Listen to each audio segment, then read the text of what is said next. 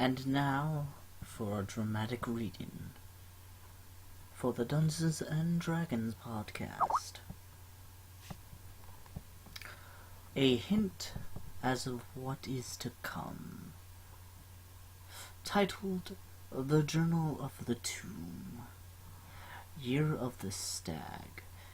Day 111. I, Garrick Destro, the sorceress of Barristone, contacted my old companions of the Band of the Hand to accompany me on my quest to discover the true tomb of the ancient but oh so elusive mage, Acerak. To this end, I have been following clues, digging up old relics, and researching ancient documents.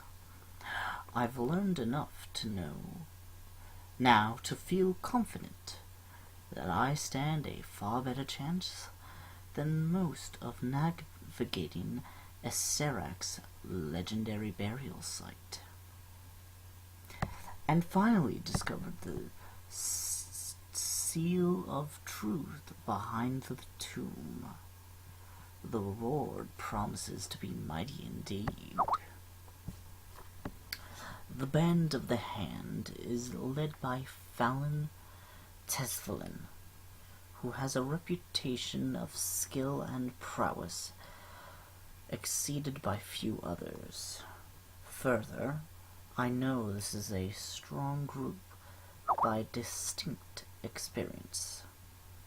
I don't doubt this competence, but this may prove to be their most trying adventure, if my information is correct. In any event,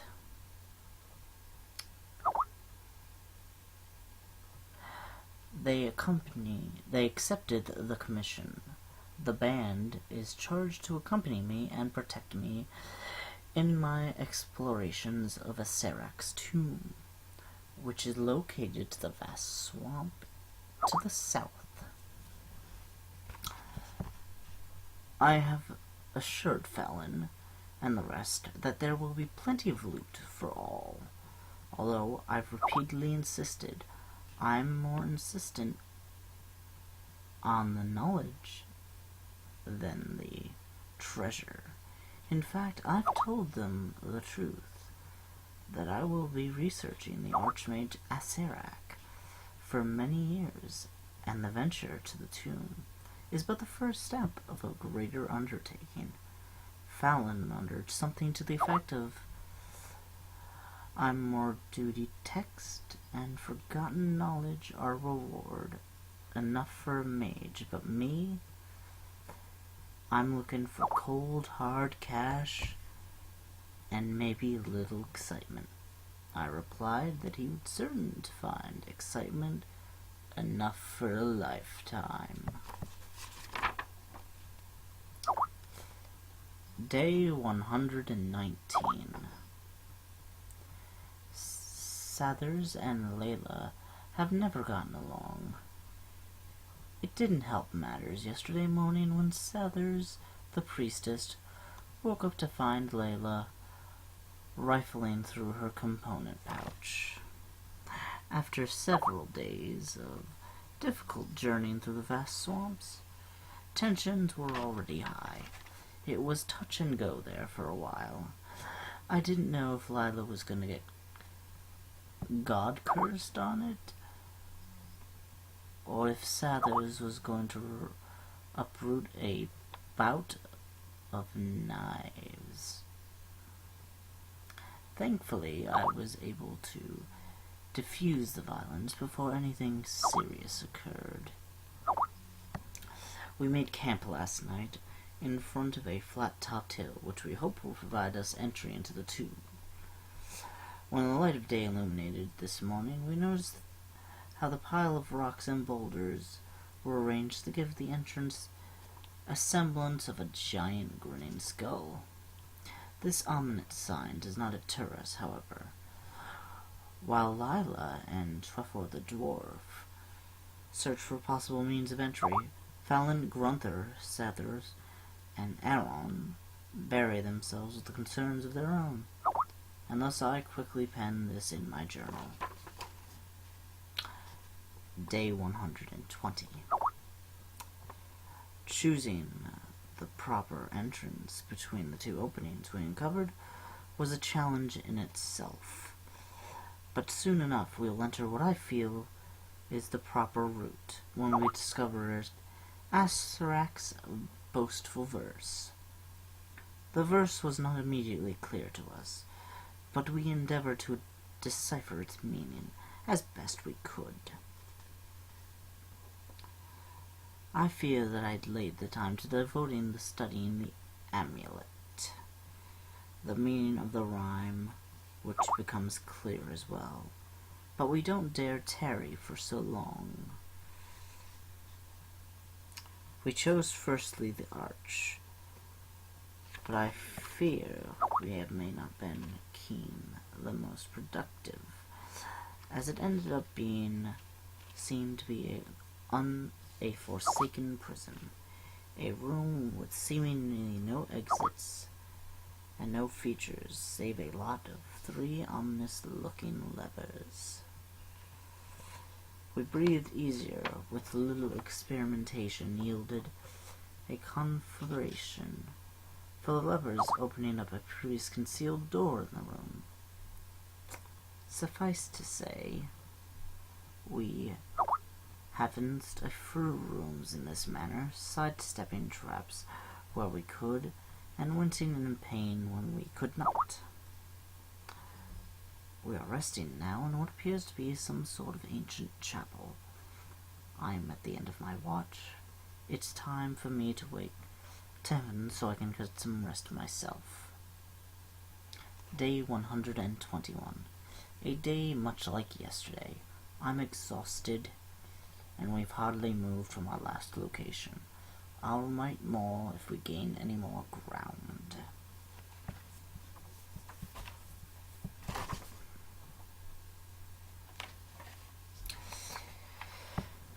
Day 123. Much has happened,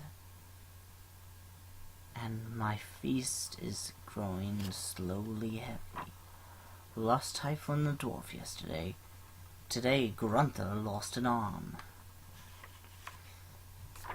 A damnable patch of green slime covered Tieflin, head to foot. The dwarf didn't even have a chance to scream before he was sucked inside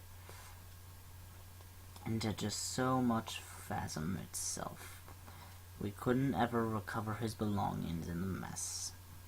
Never has a companion been so lost to me, so suddenly or so completely. We don't even have a body for Sather to attempt to restore the life to. I shall speak no more of Tiefin, as it grieves me too much. To compound matters, Grunther, the big man, and Fallon Shran stuck his arm into what he shouldn't have. One of our own backtracks. With a horrible scream, he pulled it back, but it was completely gone, cut as if by a razor's edge. Only Sather's powerful magic prevented all of the lifeblood of the dim-witted Grunther from spilling out. The uncompromising stones of the tomb's floor. I expect he'll be able to still swing that axe with his strength once he's calmed down a bit. It's taking all of Fallon's leadership to restrain the big man from embarking on a rampage of destruction from the tomb for vengeance. Of course, that would only be suicide, and thus Fallon proves his friendship by restraining his companion. At the moment, we are taking our own rest in what appears to be some sort of abandoned laboratory. We hope that nothing will disturb us as we attempt to take stock. I am determined to go on, and Fallon is bound by his contract to accompany me. He would anyway. He is not the sort to back down from any enterprise once it is fairly begun. Day 124. Disaster seems to dog us at every step now. It seems that with every chamber we go through, our own wits as our guide, we pay the price of another life. It is Aaron who I speak of. The elven archer was felled by a strange gas, and before we could retrieve him, a massive magical juggernaut on stone rolled forth from a hidden door and rolled over the surprised elf, crushing him to a pulp in less time than it would take to write this entry. When the gas cleared and the juggernaut retreated, we recovered the body. Sather tried his best, but the damage was too extensive. Aaron's life has permanently fled from him. Sather was most broken. I think she and Aaron were very close. Closer than the rest of us would have imagined. We composed the remains as best we could, but Sather sits and stares now. The rest of us worry about her if she can't go on. Further, who knows what will befall the rest of us, and it will be difficult to withstand.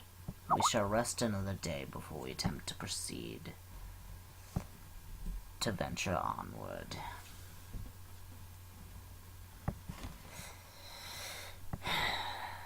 Day 126. Thankfully, I have nothing but good news to write about for a change. After a days of rest following Aaron's untimely demise, we moved inward towards our goal. We came then to a truly large pillared throne room. Upon the throney dais sat a silvered throne. Upon the ebony dais sat a silver throne, as if offering from the gods of balance in our recent losses. This implement to our quest ends lay in easy reach upon the throne itself, a crown and a scepter. After a few false starts, we were able to move towards the physical remains of a Serac. We found an imposing chamber with a ceiling, all of silver, complete with a granite sarcophagus. The statue, the chest, and the gold lilagreen was all that indicated we have finally discovered our own real goal. The road has been long, the dangers fierce, and the loss of life is unconscionable. I hope that what I seek makes this all the more worthwhile. For we are now resting before we open the sarcophagus. We need to be utterly fresh and rested and completely alert when we crack it open. The ancient document which I pursue so long leads me to believe that this could be our most desperate struggle yet. But if we succeed, I will have the means to proceed upon the next part of my plan. Day 127.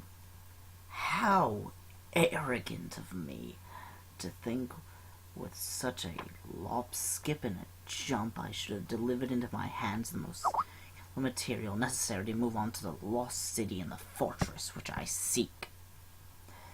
I should have done more research. I should have been more careful. I should have been not brought my friends to die.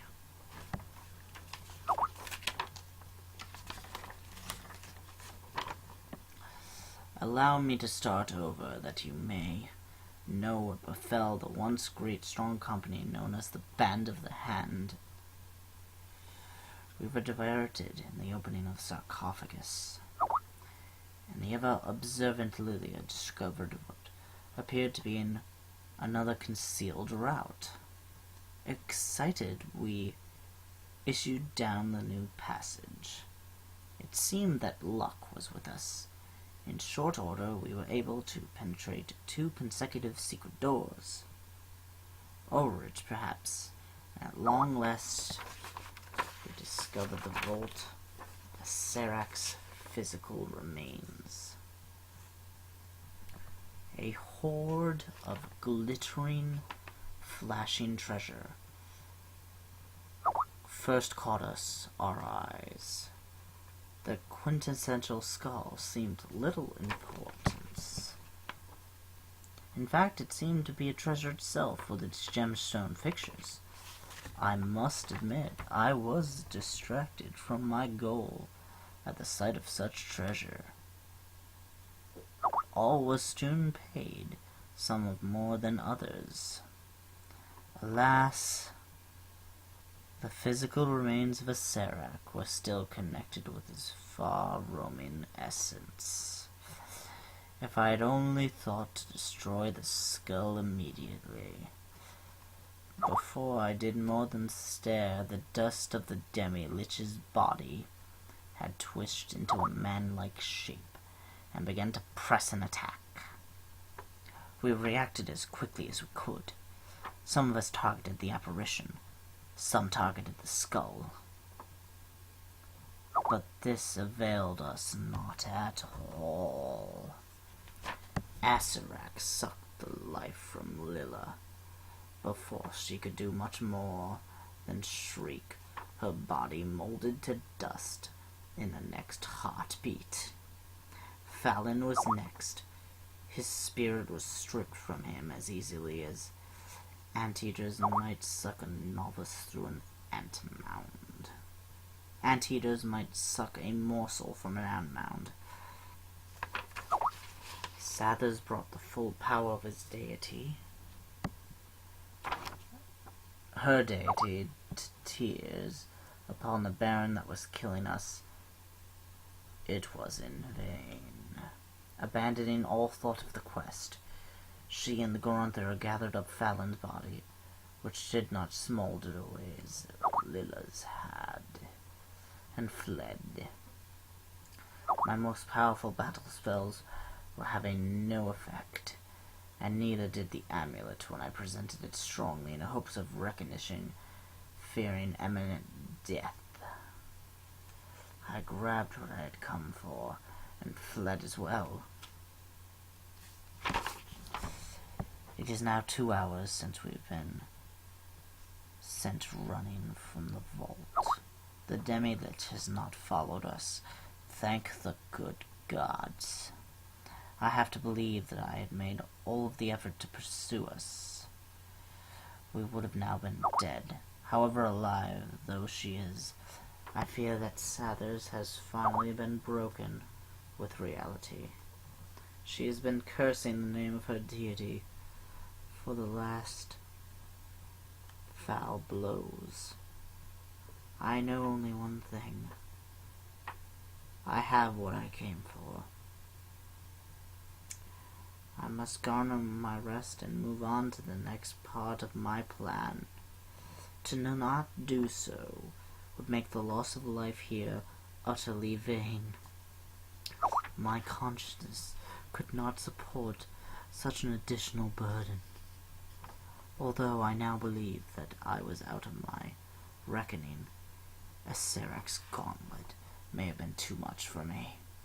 But be that as it may, I will continue down the road that I have begun.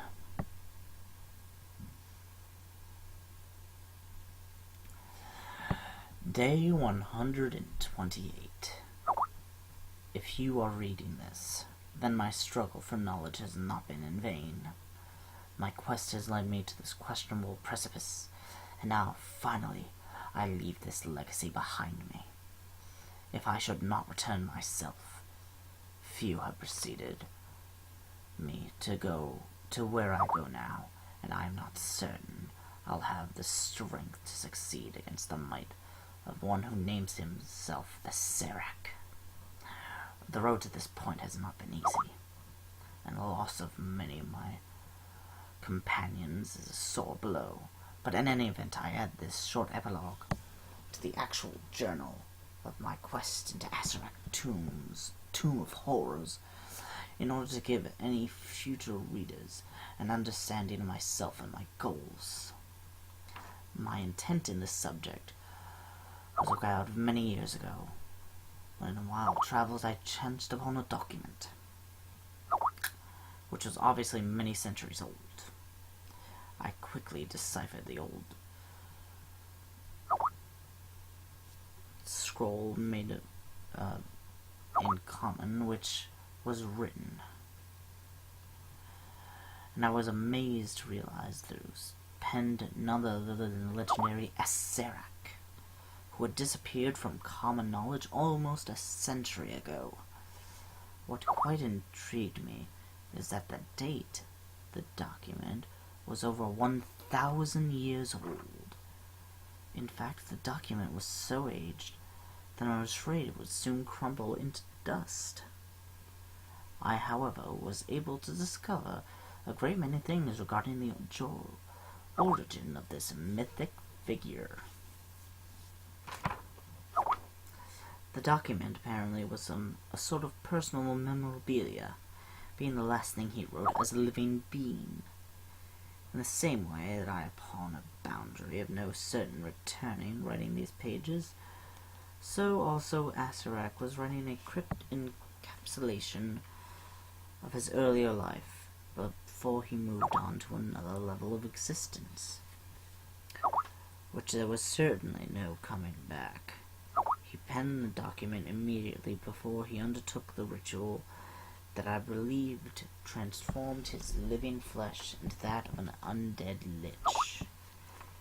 The parallel intrigues me, but I hope that my journey is not so quite as transfigurative as Asarak's. In the second, Asarak proclaims to have been the bastard son of a Tanari entity, an unfortunate human female named Valinda. The woman survived the ordeal and gave birth to a son. The woman did not cast away the prodigy of the union.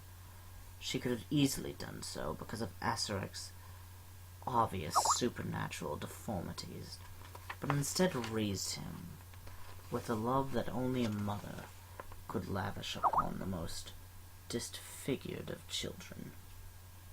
A strange tale, I grant you, but the document indicated that Asarak's early years were not unlike many of a normal child's upbringing. This idyllic existence ended in Asarak's 10th year. A mob of nearby villagers, frightened of the boy's appearance, put torch to the house and killed Asarak's mother. The boy lived only because of his Cambion inheritance. Half-demon, if you did not know that. Nature. The child becomes a desperate, hunted fugitive, and only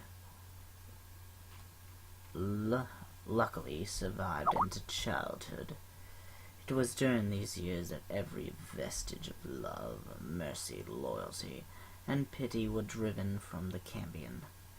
Asarak became a cold, hard man with hate in his heart and revenge on his mind for the humans that killed his mother and hunted him near to death. Asarak found the means to study the arts of sorcery and evil necromancy.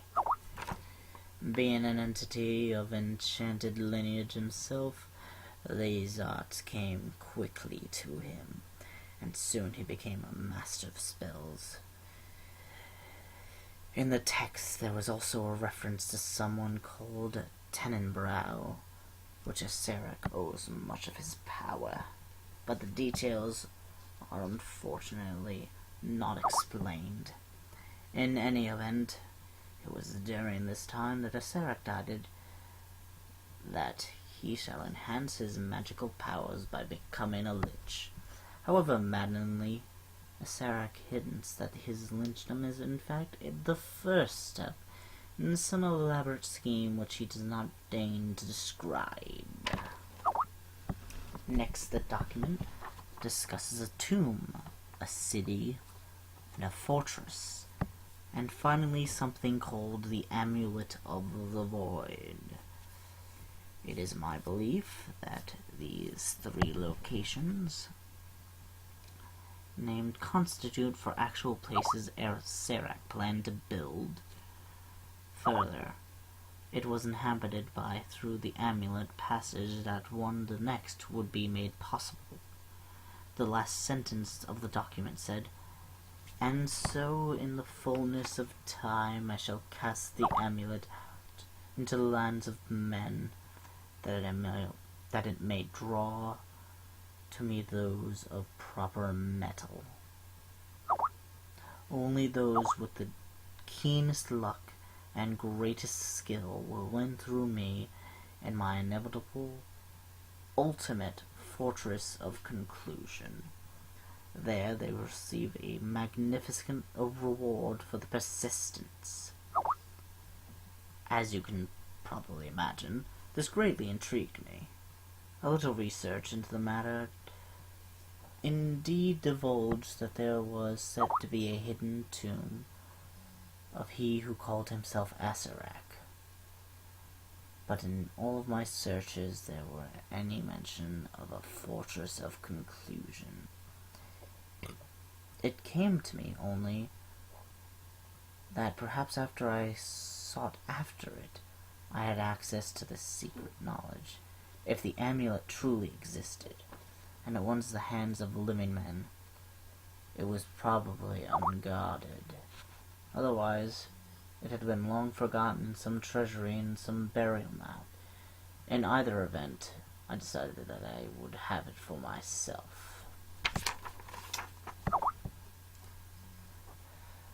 Suffice to say that after a long, arduous search, I was ultimately gained the Amulet of the Void. I gaze upon it now, and as I do so, the memory of the years of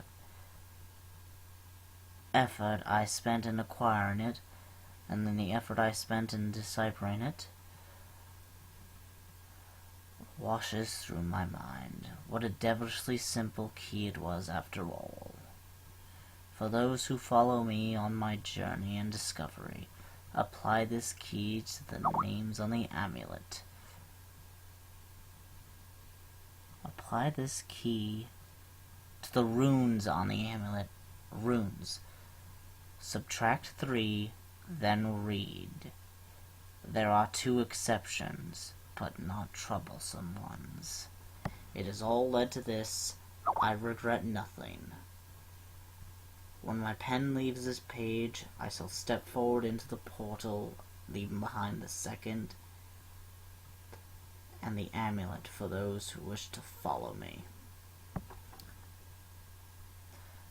The wizard is now gone. He led me, as mine, to our doom.